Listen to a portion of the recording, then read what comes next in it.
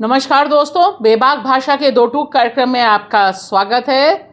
पिछले बजट यानी फरवरी 2024 से लेकर इस बार जो बजट पेश किया गया, उस बीच 43 इंडियन सिटीजन सीवर और सेप्टिक टैंक में मारे गए या यूं कहिए उनकी हत्याएं हुई और इनके बारे में यह बजट पूरी तरह से खामोश है। यह जो खामोशी है, क्या यह जाति के आधार पर खामोशी है या ये खामोशी इसलिए है क्योंकि दलित life doesn't matter for Modi सरकार? मामला क्या है? क्यों बार बार सदन के भीतर और सदन के बाहर प्रधानमंत्री नरेंद्र मोदी, उनके मंत्री रामदास अठावले यह बताने की कोशिश करते हैं या झूठ बोलते हैं कि इस देश में मैला प्रथा का खात्मा हो चुका है, कोई भी मौत इसके तहत नहीं हुई है?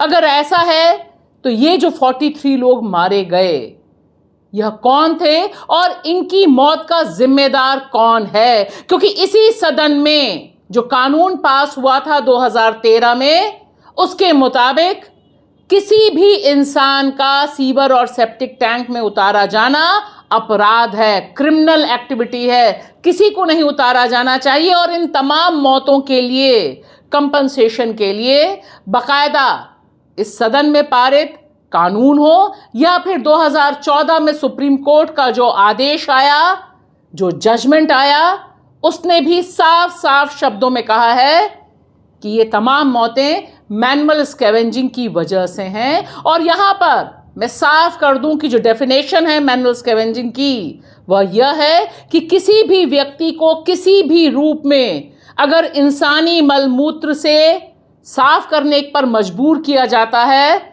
तो वह एक मैनुअल स्कैवेंजर है। यह डेफिनेशन कानून के मुताबिक आज भी है। लेकिन देखिए, देश के बजट में डब्बा गोल है सफाई कर्मचारियों का, मैला प्रथा से बाहर आने वाले लोगों का स्कीम ही खत्म हो गई है। एसआरएमएस स्कीम का खात्मा कर दिया है मोदी सरकार ने, जिसके तहत जो लोग मैला प्रथा की दलदल में धकेले गए थे, जातिगत गुलामी की वजह से उनको बाहर निकलने का एक जो रास्ता दिखाने वाली योजना थी एसआरएमएस स्कीम, वह पूरी तरह से नदारद है।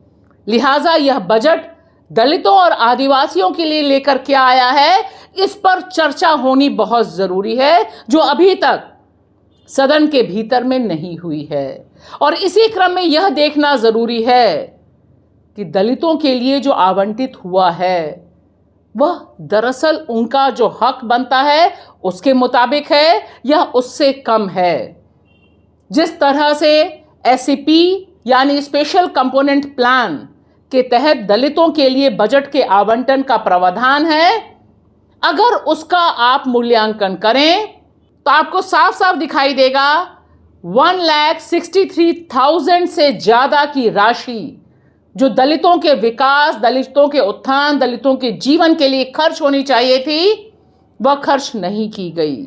और इसके लिए सबसे बड़ी जिम्मेदारी है कि आवंटन तो कर दिया जाता है, लेकिन जो डायरेक्ट बेनिफिट दलितों को मिलना चाहिए, उस पैमाने पर अगर आप इस बजट को देखेंगे, पढ़ेंगे, तो आपको पता चलेगा सिर्फ और सिर्फ 3.2% ही डायरेक्ट बेनिफिट में है। जो दलितों के लिए योजनाएं हैं उसके मद में खर्च का प्रावधान है। बाकी सारी चीजें सड़क से लेकर गाय के नाम पर खर्च हो रही हैं दलितों के लिए।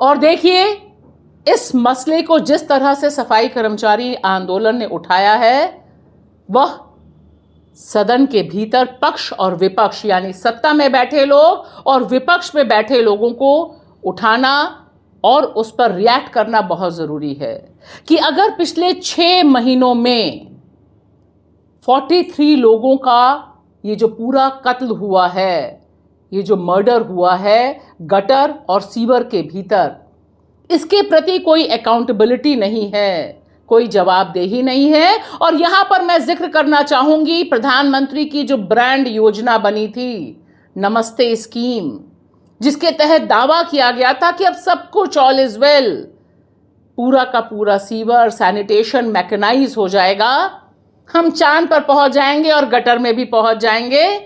उस योजना के तहत आप देखिए सिर्फ और सिर्फ कुछ करोड़ बढ़ाए गए हैं, जबकि मौतें लगातार बढ़ रही हैं और चीख चीख कर कह रही हैं कि आज की तारीख में भी भारत को आप तीसरे नंबर की इकॉनमी बनाए, 5वें नंबर की इकॉनमी बनाए, $5 ट्रिलियन इकॉनमी बनाए, लेकिन आज भी भारत का जो नागरिक है वो सीवर और सेप्टिक टैंक में अपनी जान गंवा रहा है। इसलिए ज़रूरी है कि इस पर अभी भी सरकार और मोदी जी की जो पूरी की पूरी चुप्पी है और इस पर पूरा भगवा कलर डालने की कोशिश है कि यह हो ही नहीं रहा है। रामदास अठावले बार बार सदन के भीतर खड़े होकर बोल रहे हैं कि manual scavenging doesn't exist in this country. मैला ढोने की कुप्रथा समाज में मौजूद ही नहीं है। सवाल है कि किस तरह से, किस आधार पर आपने यह आंसर दिया, इसकी अकाउंटेबिलिटी क्या है? यह सवाल सिर्फ सफाई कर्मचारी आंदोलन के बेजवाड़ा विल्सन ही नहीं, सभी लोग पूछ रहे हैं। सबका जानते हैं, हर दिन ये देश का अंदर कोई ना कोई एक शहर का अंदर, गटर का अंदर, सीवर का अंदर घुसा के हमारा समुदाय का लोग मार डालते हैं। इसका हमने काउंट करके सारे कितने लोग मर चुका ऐसा काउंट करें तो फरवरी 1 तारीख निर्मला सीतारामन ने बजट ने प्रेजेंट किया, वो दिन से लेके फिर अभी मानसून सेशन का पहले दिन द फाइनल बजट प्रेजेंट किया, इसके बीच में हमने काउंट करे तो 43 सच डेथ्स हैपेंड। 43 लोग मरने के बाद एक बयान प्रधानमंत्री से नहीं है और राष्ट्रपति का उनका उपन्यास पे एक जिक्र भी तक नहीं है, और फाइनेंस मिनिस्टर का बजट का स्पीच पे ये मौतों का कैसे रुकेंगे एक बात भी नहीं है। इसका बजट का अलोकेशन नहीं है। वो मिशन का कुछ पैसा देते हैं, ये बात लेके घुमा के यही बात कहते हैं। हमारा जान कैसे बचाएंगे, इसका जवाब प्रधानमंत्री देना, राष्ट्रपति देना, निर्मला सीतारामन उनका बजट पे पहले कदम पर ये बताना पड़ते हैं। ये विषय पे मेरा अनुरोध है, सारे कोई भी संसद आज का तारीख पे बैठा संसद पे वो सारे लोग सवाल उठाना पड़ते हैं। ये जीने के हक का संबंधित है, ये जीने के अधिकार सबका है, सफाई कर्मचारी का है। 43 लोग का मार डालने के बावजूद अगर कोई भी एक सवाल भी नहीं उठाए तो मुझे चाहिए जब तक आप इसका रुकाएंगे ये बताओ। हमारा पैकेज क्या है नहीं पूछ रहा है, कब तक आपने ये जान निकालने के काम बंद करेंगे, हमारा मार डालना बंद करेंगे, एक ही जवाब सही ढंग से दो। बजट का भाषण पे सफाई कर्मचारी के लिए एक जिक्र भी नहीं किया और बजट पे 1 रुपया भी नहीं है। SRMS स्कीम है हमारा पुनर्वास के लिए, कम से कम 20 साल से ये स्कीम का कंप्लीटली बंद कर दिया, पैसा बंद कर दिया, जीरो कर दिया। हमारा बच्चे का विकास के लिए प्री मेट्रिक स्कॉलरशिप से इसका भी वो निकाल लिया, जीरो बनाया। हमारा बच्चा देश पे नहीं है, सफाई कर्मचारी का कहीं बच्चे नहीं होते हैं, वो स्कूल पे नहीं है, प्री मेट्रिक स्कॉलरशिप पे 1 रुपया भी नहीं दिए तो कहाँ से अपना लोग आप चाहते हैं अपना बच्चे भी फिर दोबारा आना, सफाई का काम करना, अब गटर के अंदर का उनका मार डालना, यही आपका योजना है। इसी के खिलाफ हम एक अभियान चालू रह रहा है।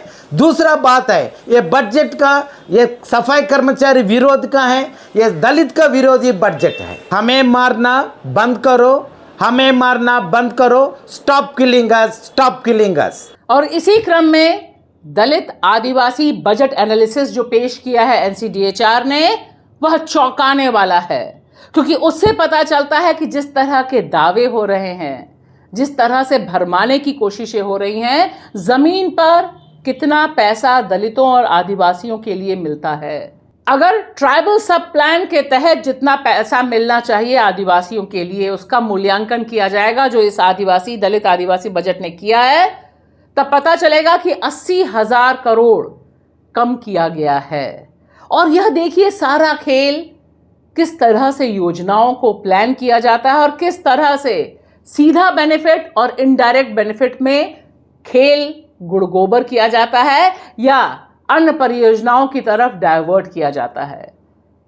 इस पूरे दस्तावेज से यह भी सवाल बहुत अहम उठता है कि जिस समय देश में दलितों और आदिवासियों पर हिंसा की घटनाएं बढ़ी हैं, उनके खिलाफ जो कानून है, उस कानून को इम्प्लीमेंट करने का जो मशीनरी है, उस पर भी खर्च कम हुआ है। और सबसे दुख की बात है कि जो पढ़ाई की योजनाएं हैं, जो स्कॉलरशिप की योजनाएं हैं, वे लगातार कम की गई हैं। चाहे प्री मैट्रिक स्कॉलरशिप हो, उसके मद में जो आवंटन हुआ है उसको आप देख लीजिए, या फिर जो सफाई कर्मचारी और अनक्लीन ऑक्यूपेशन में जुड़े लोगों के बच्चों की स्कॉलरशिप का मामला है, इन सब पर 100% जीरो की तरफ यह केंद्रीय बजट बढ़ा है। और अगर वित्तीय मदद की तौर पर देखिए तो जो दो अहम इंस्टीट्यूशन हैं, उन्हें कितना मिला है जो आपकी स्क्रीन पर है, 0.01 करोड़। यह हाल है।